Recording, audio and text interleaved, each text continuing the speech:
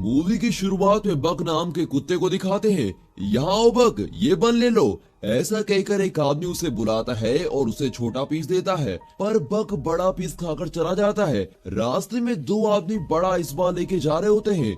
बक पाने के बदले आइस बार को चाटकर मजे से चला जाता है और पीछे से एक लड़की उसे न्यूज़पेपर लेने को कहती है। ये बक की ओनर की हाउसकीपर है। बक न्यूज़पेपर वाले से उस दिन का न्यूज़पेपर ले लेता है। रास्ते में एक पोस्टमैन साइकिल पर जा रहा होता है। उसे देखते ही न्यूज़पेपर वहीं छोड़कर बक उसका पीछे करने लगता है। पीछे से एक आदमी बक को देख रहा होता है और न्यूज़पेपर उठाकर पढ़ता है। उसमें छपा होता है कि इस ब्रीड का कुत्ता दिलाने वाले को मोटी रकम दी जाएगी। उसे पढ़कर वो आदमी बक को देखता है।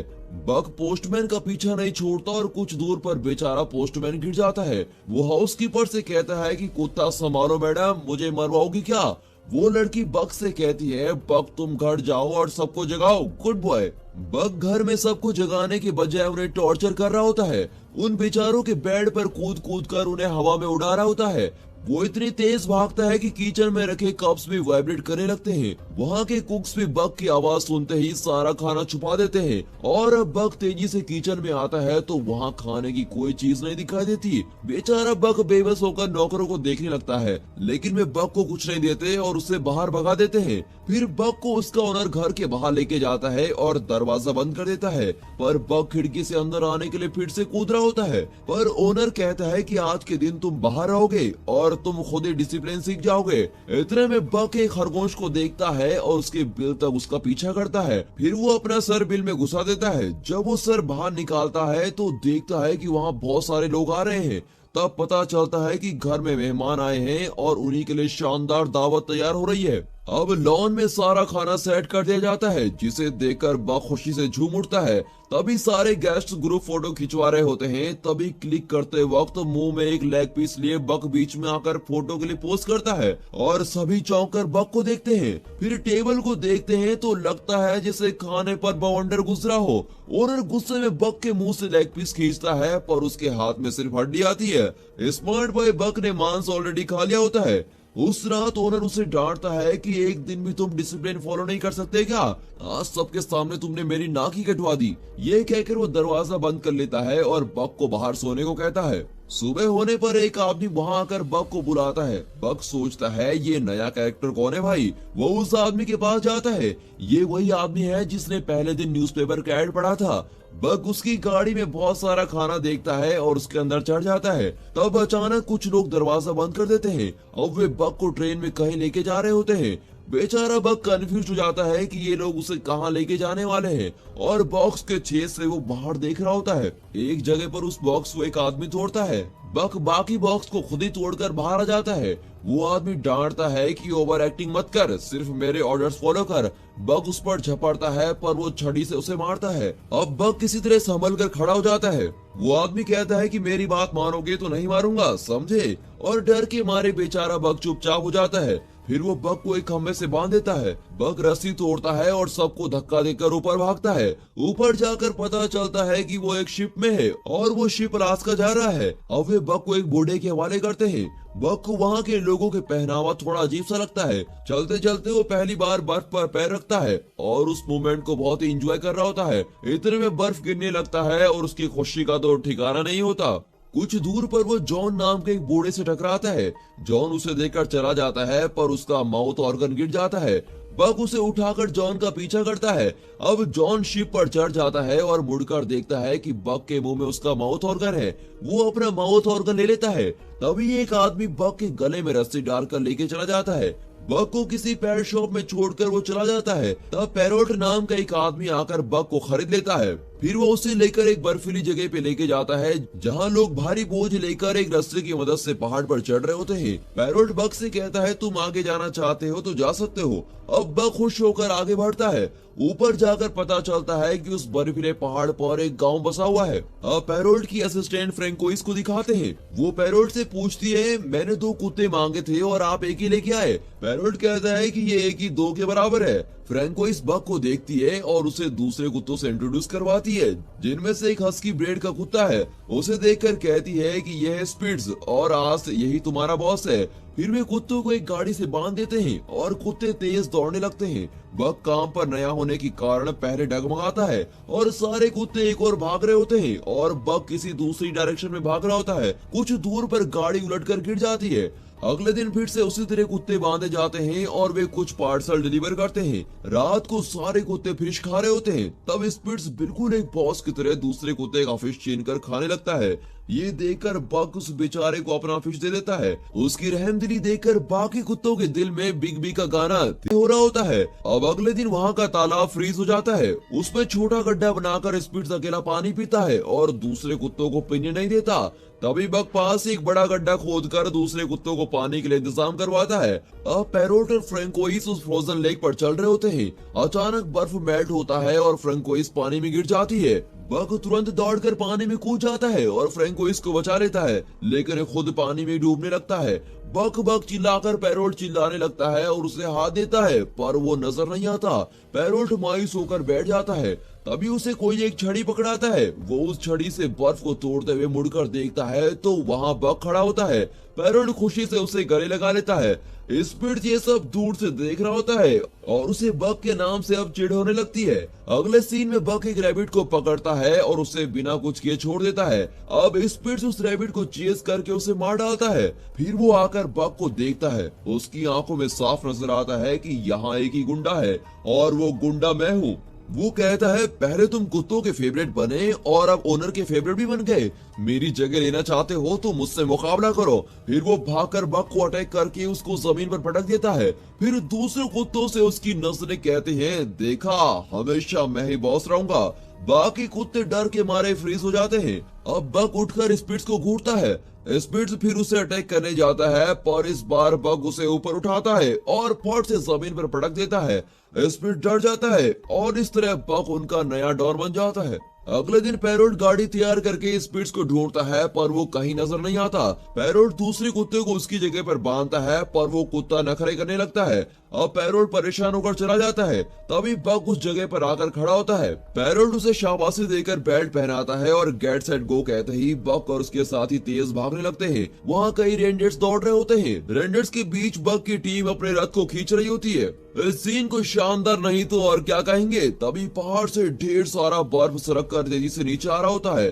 भागते भागते बक कुछ प्लान कर रहा होता है। पैरोट चिल्लाता है, पर बक सीधे पहाड़ की ओर दौड़ता है।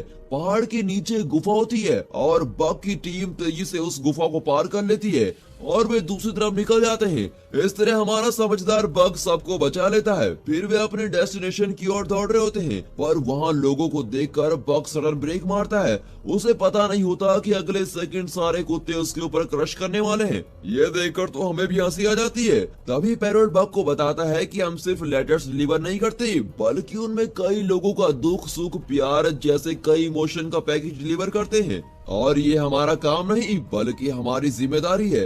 अगले दिन वहाँ जॉन को देखकर बक फिर अचानक रुक जाता है और उसके साथी भी रुकते हैं, पर झटके की वजह से पैरोट गिर जाता है और पूछता है, यार बक, तू हमेशा सडन ब्रेक क्यों मारता है? इतने में जॉन एक लेटर देकर कहता है, सॉरी मैं लेट पहुंचा, पर यह खत मेरी बीवी को दे दीजिए। बक वो खत पैरोट को दे देता है और अब गाड़ी आगे बढ़ती है। एक दिन पैरोट को खत मिलता है कि ये डिलीवरी सर्विस बंद हो चुकी है और आगे से तुम्हें काम नहीं दिया जाएगा। ये बात वो बक के साथ शेयर करता है और कहता है कि अब यहाँ टेलीग्राम नाम की कोई सर्विस आने वाली है और आगे से तुम्हें ही अपने साथियों का ध्यान रखना होगा। ये कहकर पैरोट और फ्रैंकोइस उदास होकर वहाँ से चले जाते हैं। बक और उसके साथी भी उदास हो जाते हैं। फिर वहाँ हल नाम का आदमी आकर सबको अपनी गाड़ी से बांध देता है और गाड़ी में बहुत भारी चीजें रख लेता है। बक की टीम से बिल्कुल भी खींचा नहीं जाता। हल बक को छड़ी से मारने ही वाला होता है कि इतने में जॉन आकर वहाँ खड़ा होता है और बक को सहलाता है। फिर वो देखता है कि गाड़ी गड्ढे में फंसी हुई है और कहता है, ये देखे बिना ही तुम बेचारे को मारने चले थे। ये कहकर वो गाड़ी को रिलीज करता है। फिर बक की टीम गाड़ी को खींच कर लेके जाती है। कुछ दूर पर वे पहाड़ पर चढ़ रहे होते हैं, पर बक की टीम उतना भारी वजन नहीं उठा पाती। सभी कुत्ते थक जाते हैं और बेचारे सिगरेट को नीचे गिर जाते हैं। तब हल उन्हें बेरहमी से मारता है, पर उनसे उठा ही नहीं जाता। फिर वो बक को शूट करने वाला होता है। इतने में जॉन वहाँ पहुँच जाता है और गुस्से में उसे धक्का दे देता है। फिर वो गन दिखाकर उसे डराता है। हल कहता है, ठीक है, तुम बक को ले जाओ, पर बाकी कुत्तों को हाथ मत लगाना। तब जॉन कहता है, बर्फ पिघलने लगा है। अब तुम उस तरफ जाओगे तो ना तो तुम जिंदा बचोगे और ना ही ये कुत्ते। पर वो आदमी जिद करता है और बाकी कुत्तों को साथ लेकर चला जाता है। जॉन बक को अपने घर लेके जाता है और बक वहीं आराम करता है। दूसरे दिन वो जरा ठीक हो जाता है और देखता है कि सामने का बर्फ पिघलकर अब नदी बन गई होती है। तब जॉन कहता है, बक मुझे डर है कि उस बेवकूफ आदमी के कारण तुम्हारे साथी इस नदी में बह गए होंगे। ये सुनकर बक बड़ा ही मायूस हो जाता है। शाम को जॉन एक बार में बैठकर पी रहा होता है। बक खिड़की से उसे देखता है, तभी हल वहां आता है और जॉन को मारने लगता है। बक अंदर जाकर हल को अटैक करता है पर जॉन उसे रोक लेता है। फिर दोनों घर लौट आते हैं। अब बक जॉन की शराब की बोतल बर्फ के अंदर छुपाकर उसके ऊपर बैठ जाता है। तब जॉन कहता है, बक वो बोतल मुझे दे दो, मैं उसके बिना नहीं रह सकता। वो बक को हटाने की कोशिश करता है पर बक वहीं अड़ा रहता है। जॉन कहता है, तुम तो वाकई स्ट्रांग हो, पर यार मेरे बेटे की मौत के बाद मेरी वाइफ और मैं अलग हो गए थे। इतने साल में यहाँ अकेला रहा और अब तुम ही मेरे साथी हो। उसकी बात सुनकर बक उससे चिपक जाता है। अगले दिन जॉन एक मैप दिखाकर कहता है कि मेरा बेटा ऐसी जगह जाना चाहता था जो किसी मैप में नहीं है, क्या तुम ऐसी एडवेंचर ट्रिप पर मेरे साथ चलोगे? फिर दिखाते हैं कि जॉन और बक एक छोटी बोट पर बैठकर नदी में जा रहे होते हैं और एक खूबसूरत एरियल शॉट में पानी के अंदर की मछलियां साफ दिखाई देती हैं। दोनों दिन भर बोट में ट्रेवल करते हैं और रात को एक जगह रुककर आराम करते हैं। इस तरह उनका सफर चल रहा होता है। यहाँ हल जॉन के घर पहुँचता है। जॉन तो वहाँ होता नहीं पर उसका मैप हल के हाथ में लग जाता है जिसमें उसने एक जगह को मार्क किया होता है। हल सोचता है कि जॉन किसी खजाने की तलाश में वहाँ गया होगा और खुद भी जाने का फैसला करता है। अपने सफर के अंत में जॉन और बक अपनी डेस्टिनेशन पर पहुंच जाते हैं। वहाँ का खूबसूरत सनसेट देखकर वे पुराने घर में पहुंचते हैं जो धूल मिट्टी से भरा होता है। उस घर को साफ करके जॉन और बक वहाँ रहने लगते हैं। अगले दिन जॉन नदी में नहा रहा होता है तो उसे सोने का टुकड़ा मिलता है। वो बक को भी सोना ढूंढने को कहता है। अब बक ढूंढकर एक पत्थर निकाल कर लाता है। जॉन कहता है, उतना बड़ा नहीं बक, ऐसे छोटे छोटे टुकड़े हो तो मुझे दिखाओ। बक पत्थर फेंक देता है और अब की बार सोने का बड़ा सा टुकड़ा निकलता है, पर वो सोचता है कि जॉन को तो छोटा पत्थर चाहिए, इसीलिए वो सोने को फिर से पानी में फेंक देता है। जॉन कहता है, मेरे बेटे ने जो कहानियां पढ़ी थी वो शायद सच्ची हैं, इस जगह पर सोना ही सोना है। तभी बक वहाँ भागती हुई सफेद भेड़िनी का पीछा करता है। इतने में एक ग्रिजली बियर आकर बक को डराने लगता है और अब बक डरकर जंगल की ओर भागता है। अब वो सफेद भेड़िनी आकर बक के पैर पर मारकर भाग जाती है। बक अपना पैर उस भेड़नी के फुटप्रिंट पर रखता है तो देखता है कि दोनों एकदम मैच होते हैं। अब बक को लगता है कि अरे ये तो मेरी नस्ल की लगती है। अगली सुबह बक नदी के किनारे लेटा होता है। भेड़ियों का एक झुंड वहाँ किसी सुअर का शिकार कर रहा होता है। उनमें से एक भेड़िया नदी में गिर जाता है और पानी के साथ खींचा चला जाता है।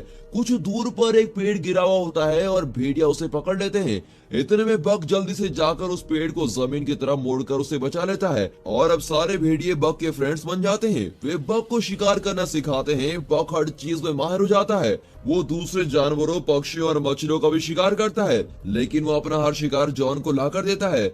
जॉन हंसकर कहता है कि यार तुम्हारे रंग ढंग से तो लगता है कि तुम मुझे आदि मानव बना दोगे। जॉन देखता है कि बक उस सफेद भेड़नी के साथ घुल मिल गया है और उसने अपना जीवन साथी ढूंढ लिया है। उस रात वो बक से कहता है कि ये दुनिया बहुत ही बुरी है, कल क्या होगा ये कोई नहीं बता सकता। मैंने सोचा भी नहीं था कि मैं अपने बेटे को खो दूंगा, पर आज उसके बिना मैं अकेला जी रहा हूँ और अब तो मैं बूढ़ा भी हो चुका हूँ। तुम अपने जीवन साथी के साथ खुश रहना, इंसानों के झंझट में मत पड़ना। अब मेरा अंत आ गया है और मैं अपनी आखिरी सांस यही लूंगा। ये कहकर वो घर के अंदर चला जाता है। बक जंगल में जाकर भेड़ियों के साथ रहने लगता है। अब दिखाते हैं कि वो पुराना घर जल रहा होता है। उसे देखकर बक जंगल से निकलकर घर की ओर भागता है। इतने में हल जॉन को शूट कर देता है और उससे सोने का टुकड़ा मांगता है। जॉन उसे सोना दे देता है। सोना लेने के बाद हल उसे फिर से शूट करने जाता है कि इतने में बक उस पर अटैक करता है। हल उसे छड़ी दिखाता है लेकिन बक छड़ी को मुंह में पकड़ लेता है और छड़ी के साथ ही हल को जलते हुए घर के अंदर खींच ले जाता है। उसे वहीं छोड़कर वो जॉन के पास आता है। जॉन की आंखें भर आती हैं और वो कहता है, बक तुम मेरे लिए वापस आए, मेरा आखिरी समय आ गया है, तुम जाओ और अपने साथियों के साथ खुश रहो। ये कहकर वो बेचारा वहीं दम तोड़ देता है। अब बक वापस जंगल में अपने साथियों के साथ चला जाता है। फिर दिखाते हैं कि बक और सफेद भेड़नी के बच्चे हो जाते हैं। तभी एक दिन वही ग्रिजली बियर आकर बक को डराने लगता है। अब बक निडर होकर उसकी ओर जाता है तो वो ग्रिजली बियर चुपचाप रास्ता छोड़ देता है। अब बक जले हुए उस घर को देखता है और उसे उन सब की याद आती है जिन्होंने उसे पाला पोसा था और मुश्किल समय में उसका साथ दिया था। फिर ये सोचकर उसका चेहरा खिल जाता है कि कई मुश्किलों को पार करने के बाद अब वो एक झुंड का लीडर बन गया है। और बक की इसी सफलता के साथ ये मूवी यहाँ पर खत्म होती है।